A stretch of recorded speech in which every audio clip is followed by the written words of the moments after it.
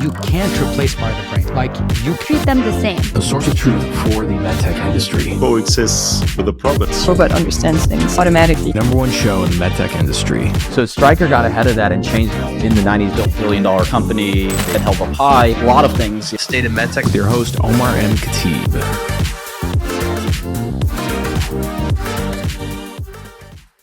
Here we are. Hey everybody, welcome back to another episode of MedTech Growth Levers. So today's a really exciting episode, mainly because it's something that I kind of saw as a valuable asset many years ago, which is podcasting. So let's do a little bit of a sort of review of history. So back in, I think 2013 or 2014, I was following a lot of growth strategies coming out of Silicon Valley, and I saw the power of social media, specifically when it was used in Barack Obama's campaign to win, and then of course in 2016 when Trump won his first term. And I always felt that social media was going to be a very powerful lever in our industry to drive product adoption, awareness, so on and so forth.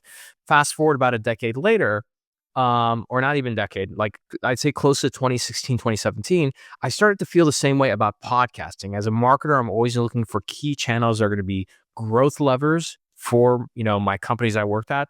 And so I actually launched the very first podcast in our industry at a company called Potrero Medical. After that, a few other med tech companies launched their own podcasts. I went on to launch a few others as well. And then I started the State of MedTech in 2021. The main thing is because I felt that this is going to be the ultimate form of leverage. And I really believe that at some point, an election would be decided purely through podcasts because it was an alternative form of media. Lo and behold, here we are in 2024. Podcasts did not completely decide the election, but they were a very strong reason as to why the Trump administration were able to win. We'll cover that in a moment. But more specifically, I want to cover how podcasting is going to be a valuable growth tool for a med tech company in 2025, really any company. Okay. And so to do that, I have some slides and visuals. So let's jump over to there. Let me, as always, share my screens here. So I have multiple screens that I need to share. So we got one going there. We have another one here. And then of course, for all the people on Zoom, let me get you guys squared away. Perfect. All right. Looks like we're all set. So let's start with the first thing I want to frame you guys up for, which is podcasting in today is going to be, in my opinion, very much like buying Bitcoin in 2012 at $5.27. Meaning that the people who take advantage of this today are going to benefit quite a lot from it. Okay. Now, many people are wondering, like, well, how effective are podcasts? Something I want to give a shout out to Neil Patel, who was on the show before. If here's a Mount Rushmore of digital marketers, I would put Neil Patel on there.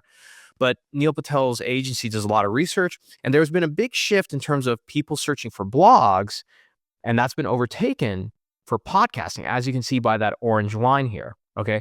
Now, to put it into perspective, if you look at blogs, there's about 1 billion blogs globally. So it's one blog per 8 people. Now, if you look at podcasts, there's 2.4 million podcasts globally, which means there's one podcast per 1,900 people, 1,900 people. So it's an asset that's very valuable because not a lot of them. And thinking about the niche that we're in, which is in healthcare, me personally, I have a media company in this space. Just in medtech, I can think of maybe a couple other podcasts like this. Right? There's not a lot. So it's a highly leverageable, valuable asset, right? When it comes to marketing channels, the thing about it is that, yes, you want to go to where your audience's attention is, but if you have an asset that isn't, something that everybody else has, it's of value because, again, the fewer supply there is, the more likely that attention can go there and be attracted there. Now let's look at like general consumption of podcasts, okay? If you look at podcasts versus other consumption types, okay, 77% people consume more podcasts than books. They consume podcasts more than TV, more than internet and blogs. The only thing that's sort of competitive to podcasting is essentially social media. But if you think about a lot of social media content you see, what are they? These are like short form to medium form clips of podcasts, believe it or not. Okay. And then as it relates to the presidential election, again, I don't believe, and I can tell you right now, when it comes to presidential elections, there are many variables that are at play. but there's no denying that podcasts had a big factor in this case. And the reason why I say that is that if we go back to 2016, when it comes to earned media, meaning that an earned media means you go on a show, you get marketing done by somebody else, and you don't pay for it. That's earned media. Back in 2016, while the Hillary Clinton campaign overspent, they spent a lot more money than the Trump campaign. Trump's earned media back then, I think it was like $2.5 billion compared to Hillary's $900 million when it comes to earned media.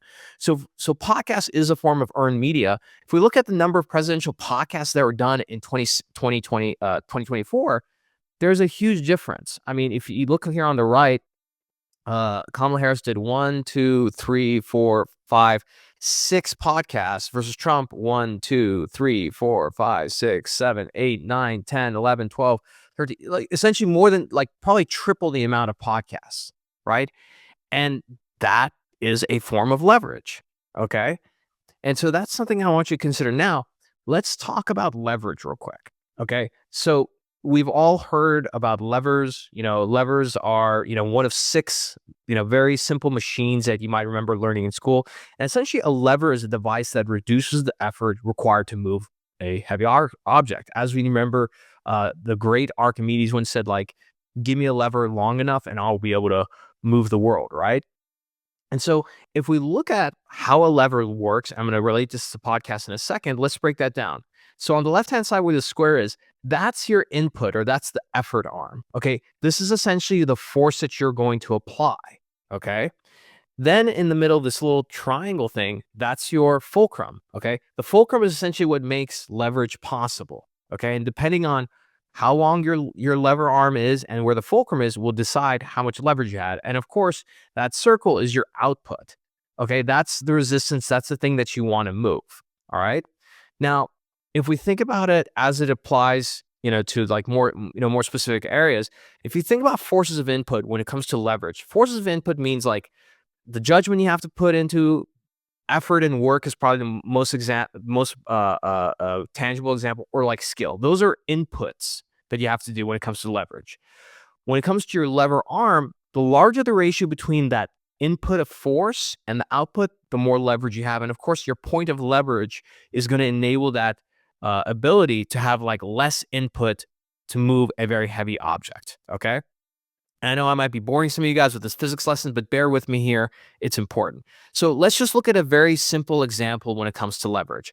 If I have a $1 million principal at a 4% return on investment, I'm going to make $40,000 indefinitely forever. Like, that's leverage, okay?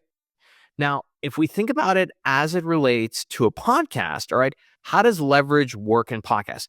If you think about the input, okay, your input that requires effort, etc., is like the time and energy of your key opinion leader. Like, let's face it, when it comes to making content, you don't have access to your key opinion leader all the time, right? It's only certain times. So that's your input, okay? Your fulcrum is the accessibility, which means that once you create a podcast, right, there's so many different ways and forms that you can be consumed. And your output is your ability to educate the market, drive adoption and sales, so on and so forth. But let's focus in on the fulcrum, which is the important part of that lever, right? I have a whiteboard behind me. We're going to break this down even more. When it comes to creating a podcast, again, if you have only 1 hour with your KOL, right, that's the input, then your ability to use a fulcrum for leverage to create a long form video that can be consumed at a mobile device or desktop, audio, so when somebody's driving to the clinic, clips, so on and so forth. And the main point about these podcasts is that there are like 4 specific areas you need to think about. One is that you have really, really high engagement, okay? So if you record a podcast, okay, your listeners are pretty engaged because oftentimes people will tune in for 20, 30, 60 minutes. It's a lot easier to get somebody to listen to a podcast than, let's say, sign up for a demo, right? And this is quite unheard of in social media and other digital areas. A lot of people think for some reason that attention spans are going down. That's not true. That, like, the human brain hasn't evolved. Okay, so it's the same brain. The only thing is that we're competing with other things. So it's not that attention spans are lower. If attention spans are lower, you tell me why somebody's able to sit down on a Saturday and watch a 6-hour Netflix series in one sitting, right? Attention spans haven't gone down.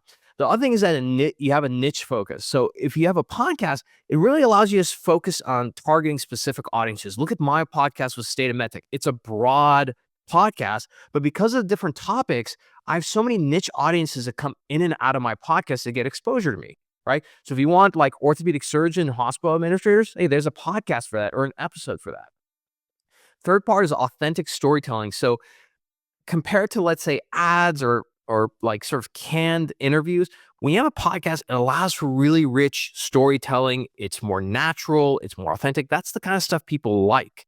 So if you look at the presidential election, there's a reason why a lot of people, tuned in to listen to Donald Trump on a podcast versus like an interview on Fox or like a presidential debate.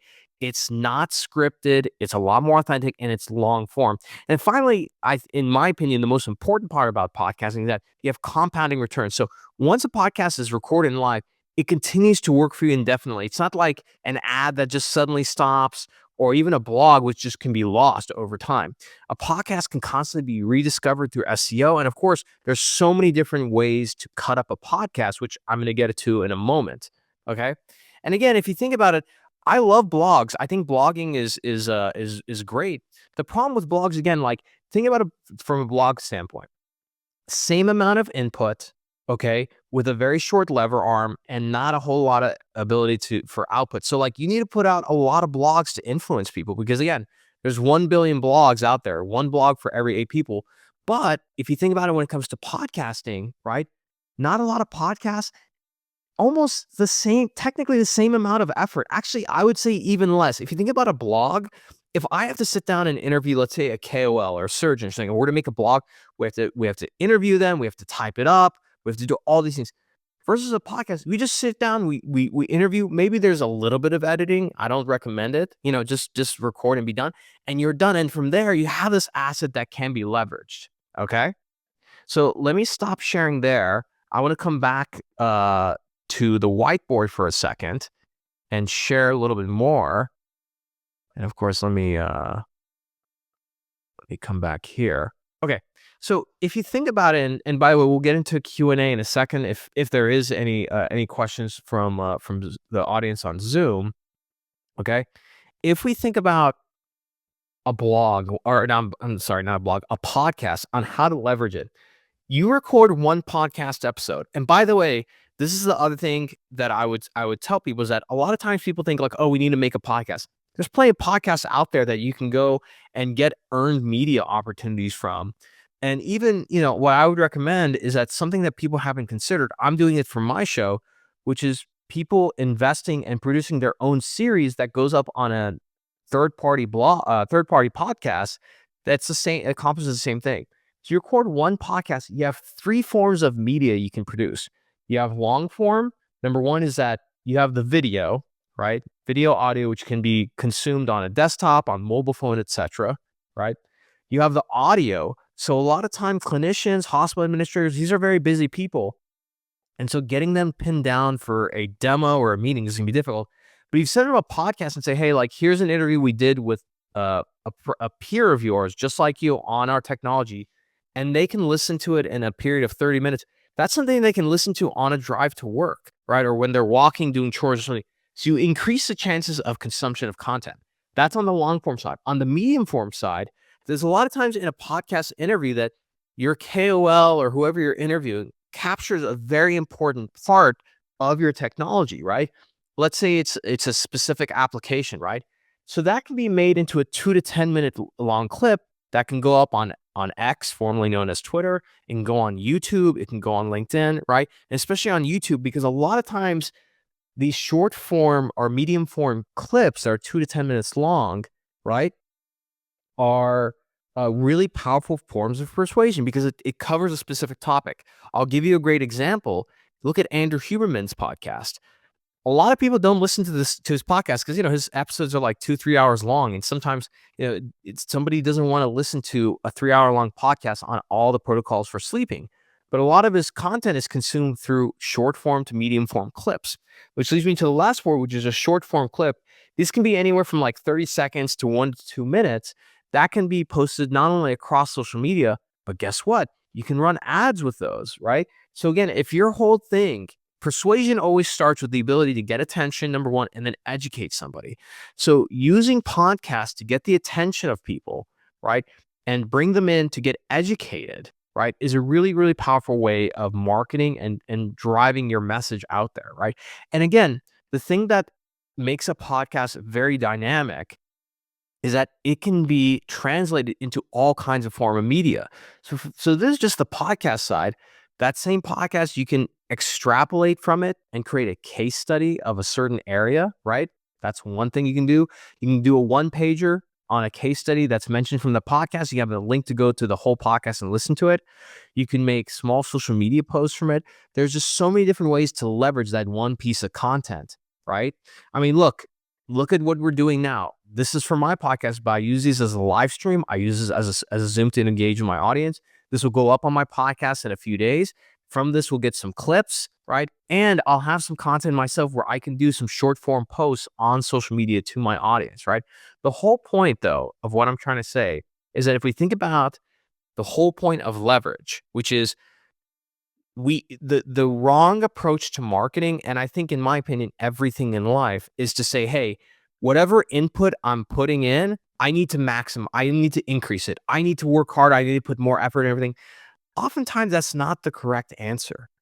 The better question to ask is like, hey, what is my point of leverage and how do I get more output from the same amount of input that I have?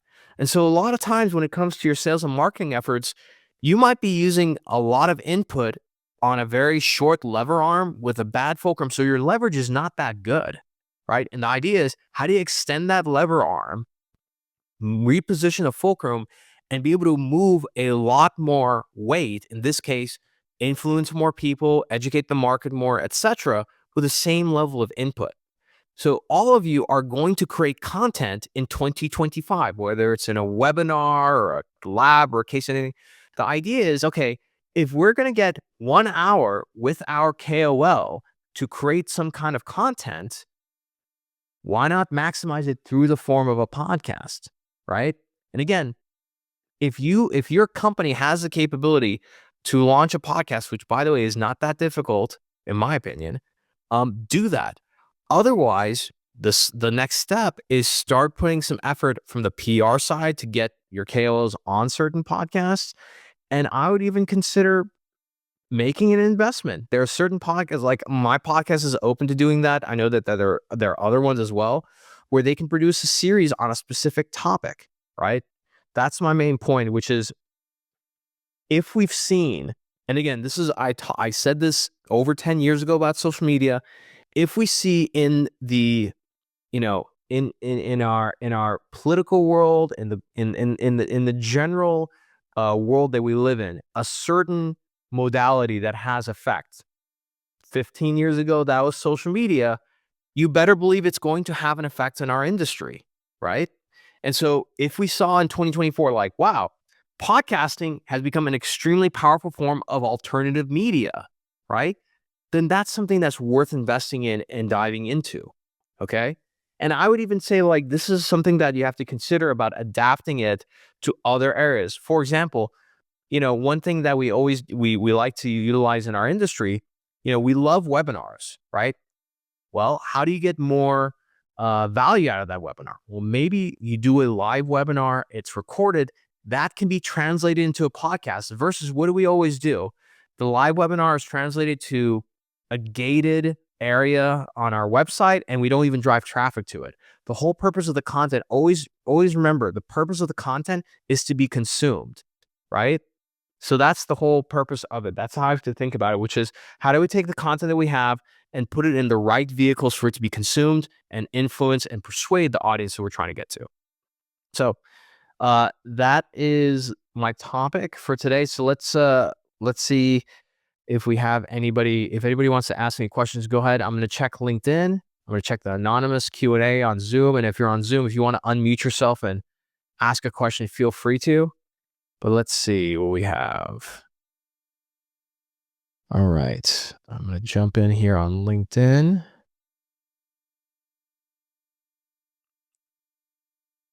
Okay. We got so somebody asked a question anonymously on Zoom. I'm coming to you right now. Give me 1 second. Okay, so the question on Zoom is my CEO. Okay, so my CEO is really open to different ways of marketing, but I'm not sure that he will be open to podcasting. How can I influence them? So yeah, I get it. So the question that you're really asking is that your CEO believes in marketing, but like this is something new, and how do you convince them? So, in my opinion, the wrong way is to bring data to this. Believe it or not, okay, data has a place, but I think what's more important is to use a qualitative argument, which is to say, hey, none of our competitors are doing this. We want to stand out. Why don't we do it this way? Because A, it'll make us stand out from our competitors. It'll be in line with the brand because it'll make our brand more innovative. Like, oh, this company's actually doing podcasts and stuff. And what do your customers want? Your customers want to be celebrated. They have their own brands as well. So that's a great way to sort of get your customers the kind of content that they want, because a lot of physicians, especially surgeons, they do want their own content. They want clips of them. They want to show their peers that they are a thought leader. This is the best way to do it, in my opinion. So that's a good question. That's what I would focus on there. And again, I can't emphasize this enough that when you record a podcast, right, keep in mind that there's a lot of things you can do with it, aside from like translating it to a blog or an article or a case study. But even if you save the raw file of the podcast, you can kind of do a pre-recorded live stream from it, right? And again, the whole point that I'm trying to make here is that if this is a form of media that is working in a lot of different areas in society, it's going to work in medtech. And more importantly, ask yourself this: how many medtech companies have you seen not only forget about putting out their own podcast, but actually invest in getting their KOLs onto podcasts, etc., right? Not a whole lot, right? So those are the things that you have to keep in mind. Again, the foundation of every business starts with how do you get attention? Like, if you really think about it, like that's the foundation of every business, is getting attention. If you can't get attention, you cannot persuade. If you can't persuade, you can't drive product adoption. So if there's an asset out there in the world that does not have a lot of a lot of supply, it's valuable. And look, while we're talking, I'm gonna make another prediction. So like somebody asked me this earlier today, which is like, okay, what's the next thing after podcasts? The next thing, in my opinion, which is starting to kind of happen now, but I think that, let's fast forward 10 years, 5-10 years, and let's say podcasts become kind of like blogs where like everybody has one. Again, I don't think that's going to be the case, because it just takes a little bit more effort, right? And not everybody's willing to put themselves out there. But AI can essentially take a lot of content, and you've seen AI take podcasts and create like episodes that never existed, right? I think the next thing after podcasting is the ability to do great in-person events, right? Great in-person events. AI cannot organize human beings. So I think that that's going to be the next big thing. And as it relates to our industry, I think that we see this in the aesthetic world. We don't see this in the general medtech world, which is companies putting on their own customer events where they do like their own conference for their customers, right? And then doing an event to bring people together. I think that's going to be the next big thing. Judy has a great question. What is the ideal length of podcasts? 15, 30 minutes? It depends. If I had to put a number to it, no matter if it depends on the topic and everything, but if I had to put a certain number, I think a solid 20 to 45 minutes. That's like a kind of an ideal length depending on what it is. But again, you have to ask yourself, what's the purpose? So for example, when I have a CEO on my show, and like, let's say a really well-known CEO, and we're going to talk about their story, it's going to take more than 20 or 30 minutes, right? Could be like an hour, sometimes 2 hours. But that's okay, because I know that the audience who's interested in hearing from that person is going to want to tune in for longer than that, right? If it's in the case of, let's say, a startup, and they're trying to just talk about their product, their company, everything, it's more informational, right? Then that's when you have to say, okay, if the goal here is that we want an investor to learn about the company, learn about the market, the founder, et cetera, and hopefully invest, then you say, hey, let's keep this to like a solid 20 minutes, 30 minutes. That way you get deep enough to learn more about the company and understand things, but then not too deep that like somebody won't listen to it. Deborah's got a question. There seems to be a lot of life sciences podcasts, even though not a lot of med tech specific ones. So how can someone provide value to life sciences companies and avoid just being another podcast? Well, okay. So again, it feels like it. Like even me, I feel like a lot of people have podcasts. Not a lot of people have podcasts. Remember, in all the podcasts globally, there's only 2.4 million podcasts, which seems like a lot, but that means there's for every 1,900 people, there's one podcast. Okay. So it's even smaller in the life science realm. I think when it comes to providing value, it just depends. Like, for example, there are certain topics that I get asked to speak about, and I feel like I've talked about it so many different times, but every podcast has its own unique audience, right? And so you'd be shocked, like even me, there are certain podcasts where I feel like, man, everybody knows this podcast, like All In podcast. I feel like everybody knows about that. So a lot of people who are into podcasts never heard of it. So that's the other thing is that each of these podcasts have their own audiences, their own worlds, etc. And again, at the end of the day, you have to ask yourself, you have to let the audience decide. Sometimes we wanna think about what's gonna be valuable to the audience, but a lot of times things that are common knowledge to us are actually like new to the audience. So I think that's the biggest thing. When it comes to providing value, I always leave that up to the podcast and the host. So if somebody's inviting me on their podcast, like I don't, with the exception of me just understanding a little bit about what their audience is interested in, I kind of just go from there. Good question though. Let's see. We got another anonymous question. Okay. Oh, this is a good question. Okay. So the question is, we recently got some of our executive leaders to go on podcasts. The problem is that legal and regulatory is always involved and the episodes feel very scripted. How do we get away from that? This is a very important one. Okay. I want to be mindful that when you have a company, let's say like a J&J or Medtronic or Shark, you're a big publicly traded company, you have to fall within the realms of guidelines in terms of what you can talk about, how you talk about things, etc. That being said, what you do not want is for somebody to go on a podcast and feel like it's this canned scripted interview.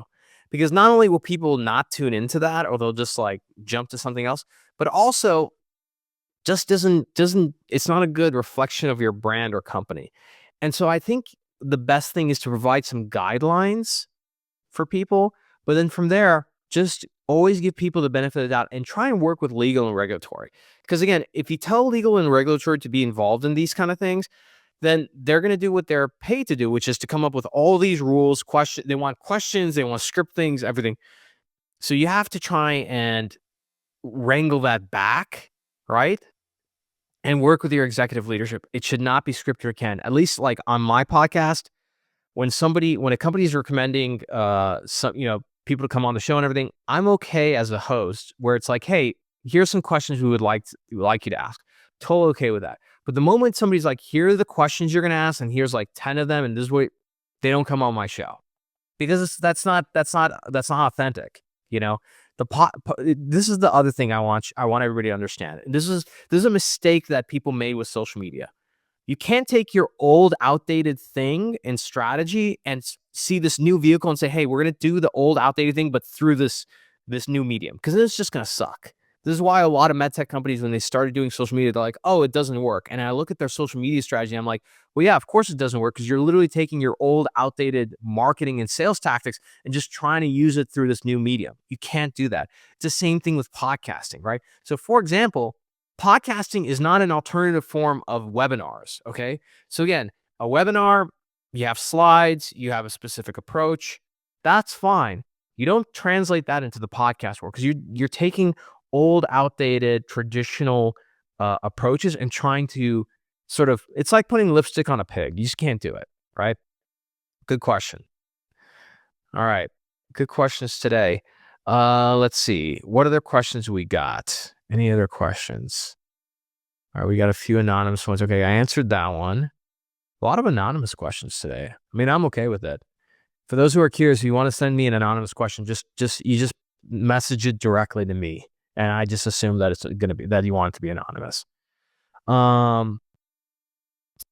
Okay, how much? Okay, so the anonymous question that I got is like, if we were to invest in doing a podcast, what could we expect the investment to cost? Okay, so that's going to depends on the show, right? I can tell you, like, for my show, certain episodes, again, my show is not a pay to play show, but in the event of like somebody wanting us to produce a series and publish it on our show, depending on the number of episodes and everything, it can range anywhere from like 20K to 50 to 100K, right? It just depends, right? And that might seem like a lot, but I'll put that in perspective of something. Most companies on average will spend anywhere from 30 to 50K going to a conference. And there's no content that's literally a one and done event versus making an investment in like a podcast series or an episode or something, some form of sponsorship where that's going to live on. Because keep in mind, like with my show, like for example, I had Dr. Larry Lanky come on my show. He's like one of the most world famous spine surgeons. That was done over a year ago. That episode still gets found and downloaded today because people discover it and people send it to each other. So that's the other thing you should consider, is that if you decide to invest and have like one of your KOLs, or let's say you do like a 3 or 5 part series on State of MedTech, right, and you invest in it, those become not only sales assets so that a year from now, your sales team can, let's say, you find a new physician is like, hey, by the way, you should listen to this episode that was done a year ago on this podcast with one of our KOLs. It's still the same content, right? At the same time, you have to think about discoverability and then the various ways you can use that piece of content, right? Making case studies, making blogs, making infographics. There's just a variety of different ways to leverage it. So great question. All right. Any other questions? All right. I think that we covered it today. So thank you so much for listening again. For those of you who are interested, if you actually want to learn about creating a podcast, maybe investing in doing a series, shoot me a DM. We are working with different companies on doing that, right? And even if you just need a little bit of guidance, maybe you want to set up your own podcast as a company, which I recommend you do that. Happy to jump on a call and give you some guidance on that as well. So thank you everybody for joining. If you are interested in joining these Zooms, make sure to check the show notes below, click the link, and you can register that way. And if you haven't already, subscribe to the show and give us 5 stars. Thank you, everybody. Oh, we got one more question, actually. One more question before we go. Sorry, can you hear me? Larkat? Yeah. Can you hear me? Yes, I can hear you. Yes. Perfect. How are you? I'm doing well. How are you? Good. Nice tuning in. Thank you for all that useful information. I do have a question. I'm curious to see if you have ever had like a notified body, approved body, any perspective other than a medtech device or manufacturer, that perspective, or anyone in an episode before? I don't know if I understand the question. A notified body, like certification organization on the podcast. I'm just curious to know if you've ever had anyone from that point of view, like. Can you maybe I'm not familiar. Can you give me an example of like a? So, like for example, anybody that wants to certify their devices under the EU regulations or ISO 13485, more of information for your audience in terms of like the manufacturers, let's say. Oh, yeah. I think I did that. I've had a couple of people on the regulatory side come on the show to give some updates and stuff. Nice. Okay. So the answer is yes. Yeah, the answer is yes. Actually, I had Karandeep Badwal Singh on the show. He's out of the EU. I had I think MedTech, I can't remember the name, but the answer is yes. The answer is yes. Great. And again, like even something like that, like it's a very niche specific. Right. Yeah. So look, like let me dive into. I understand the question now. So if you're like a service organization, like in this case, what was the term that you used? We are a notified body. A notified body. Okay. No offense. It's like the most boring thing in the world, right? You have a very specific niche audience. Okay. But the key here is when a company needs those kind of services, how do you make sure they think of you before anybody else, right? Right. Okay. All right. So the mistake, I mean, this is good. I'm glad you asked that question. Let me erase this real quick. Curious to see your answer. Yeah. Because we don't just deal with the EU. Let me just give you a little more information. We are also one of 8 organizations worldwide that do this program called MDSAP, Medical Device Single Auditing Program. Yeah. It's that a lot of the manufacturers, like majority of your clientele, for example, or people that you bring on the podcast are US based, and their main focus right now is FDA, and especially with the changes that are ongoing. But they don't realize that sometimes being engaged with a notified body or an auditing organization might benefit them on the long run. So I mean, why do you think great they don't know that? a lot of people do not even know what a notified body is. Exactly. I've been in this industry for almost like 13, 14 years. I've heard the term before, but I didn't even know. That's why I Right. ask you. So again, this is an education problem. The reason why that's happening for your organization and anybody else is that they focus on selling and marketing. This is a funnel, by the way. If you get to the bottom of funnel, you make money. The problem is that you guys are trying to constantly meet people down here in the bottom of the funnel, which is by the time they think about a notified body, then you're like, oh, like here, let me educate you about what we do and why we're good at it and everything. The problem by coming down here is that the persuasion is already done because whoever that customer is probably already thought about who they should work with. And it comes down to not necessarily who's the best. It's like random things like who does their buddy recommend, right? The right way, the smart way to market is to go as far above that funnel as possible right here, okay? So you want to go, let me make this an arrow. This is where you want to go. Top of the funnel. And the reason why you're going to go top of the funnel is because this is when they're unaware. Okay? So if you are dealing with a company who's not even thinking about that problem, but somehow you're starting to put out your content or even like your company name, right? Then they start getting more aware about it. So by the time they have that problem, there's only one company they think of. Let me give you a great example of this. On this podcast, I don't talk about my services very often. I don't talk about marketing, like my marketing agency and everything. But all of my content on the podcast is top of funnel content. My audience, decision makers, they constantly see me every single week. So many of them aren't even thinking about social media marketing. They're not thinking about digital selling and everything. But I usually get their attention up here.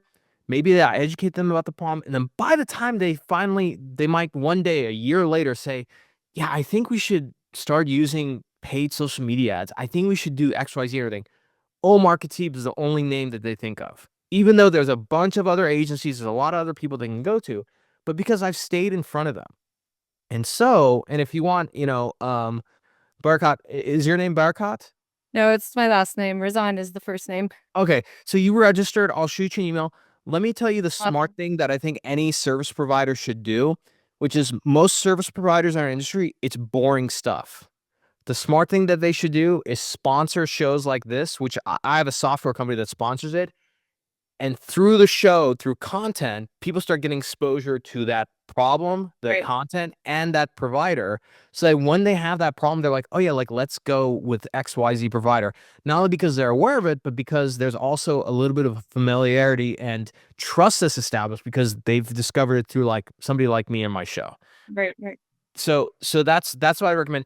And I think that's a $1 million idea I just gave to you because I guarantee you, forget about service providers. Just in your world, none of your competitors are even thinking like that. Like not even close. Your company should give you a bonus for being smart enough to jump on a podcast like that. Oh, you know what? It brings me back to the question that someone in the audience said about regulatory and compliance. There are a lot of things that we have to comply by and work strategically when we are. And I'm a business development specialist, so this is part of my job. I'm trying to find business wherever I can find it. But I was just interested to know what your thoughts are and if you've ever heard of it. Because when I say the term notified body to anybody, they're like, what? Notified what? And I just go and say, we're like the FDA, but we deal with different countries, like European Union, things like that. Yeah, and look, like if you think about like podcasts, what a lot of podcasts do is, and this is specifically on the business side, if you have a podcast episode, okay, and let's say it's 60 minutes, okay? When someone's listening to a podcast, what kind of mood are they in? One of two, if not both. They're in the mood to be educated, or they're in the mood to be entertained. Or the trifecta is like you do edutainment. You try and educate and entertain. So that's the mood and mentality they're already in. As an advertiser, when you decide to say, hey, we're going to insert a 1-minute ad here, because they're, maybe they'll fast forward through that, but a lot of times people just listen through the ads. Where it's like, hey, do you know what a notified body is? If you're a medical device executive, this is the most important thing you need to know about in 2025. A notified body does X, Y, Z. It'll help your company avoid these problems and these solutions. We're happy to be a sponsor of the show. If you're interested to learn more, go to whatever website to learn more. Done. And if you do that over time, over a period of, a few months, you'll be surprised and shocked how many more people are aware of your company. And the most important thing, this is the area where fortunes are made. You don't want to be the expert at marketing yourself. If you become the expert at marketing the problem and educating people, hey, here's a problem you have, here's what you should call that problem. And now that you know the name of the problem, here's the kind of solution you should have. And this is the name of that solution. And oh, by the way, our product is actually this solution, and here's how we solve that problem. Because at that point, you own the whole educational cycle. So at that point, like, think of it like this. There's a reason why there's a Pareto, like, 20% gives you 80% of the whole, or a lot of times in business, like 1% of a market ends up with like 99% of the business. The reason why is because they own that educational process. So by the time somebody even thinks about buying a certain product for that problem, they just go with what they know because there's that familiarity. They've been educated through that entity, etc. So it's like, why would I go with anything else, right? I mean, look, think of it like this. Think about like really big brands that you like on the B2B side. The reason why Salesforce is like the number one, right? Because back in the day, they're the ones educating about this whole idea around the cloud. So by the time somebody's like, hey, I think we should do like something in the cloud, they're like, oh, well, let's just buy Salesforce, because Salesforce was owning that narrative. At the end of the day, the person with the best story who owns the narrative is going to win. They're going to win all the business. They're going to win the votes. They're going to win everything, right? Yeah. So that's the way you should think about it. Does that make sense? Yeah, interesting perspective. Perfect. Yeah. We'll shoot you an email with some more information, okay? Yeah, absolutely. I appreciate that. Thank you so much for the question. Now, before I sign off, does anybody else have any other last second questions? Going once, going twice. All right. We're good. Thank you so much for joining. We will see you all next time. Bye, everybody. Thanks for checking out this episode. If you want to do me a big favor and join so many other people who have helped grow this podcast, take a second and look below. If you're on Apple, give us 5 stars and write a short review. If you're on Spotify, just give us 5 stars. And if you're on YouTube, hit the like button. And most importantly, if you can, subscribe. We release so many different episodes that you may miss. Be sure to subscribe and turn your notifications on. You get extra points with me if you subscribe across all 3 channels. Thank you so much. And if you felt like this episode helped you, send this to somebody who'd really enjoy and appreciate it. Share and spread the love. We'll see you all next time.